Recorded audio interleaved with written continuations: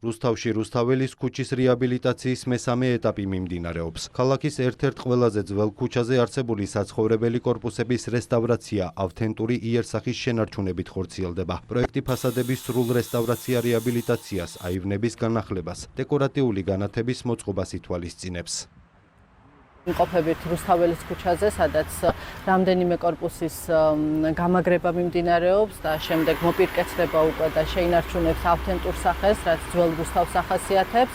ჩვენი გუნდისთვის მნიშვნელოვანია მათ შორის ახალ საპროექტო დოკუმენტაციაზე მუშაობა, რომ რაც შეიძლება სწრაფად დავაკმაყოფილოთ მოსახლეობის მოთხოვნები კორპუსების გამაგრება რეაბილიტაციის მიმართულებით. პროექტი ხორციელდება სრულად ფინანსდება სახელმწიფო ცენტრალური ბიუჯეტიდან, რომლის ღირებულებაც დაახლოებით 2,5 მილიონი ლარს შეადგენს. ისევე როგორც ცენტრალური ხელისუფლებისათვის, ასევე ადგილობრივი თვითმმართველობისათვის განსაკუთრებით მნიშვნელოვანი არის ჩვენი თანამოქალაქეების უსაფრთხო გარემოში ცხოვრება და ასევე ის, რომ თავდაპირველ ავთენტურ მდგომარეობას დაუბრუნდეს რეაბილიტაციის შემდეგ.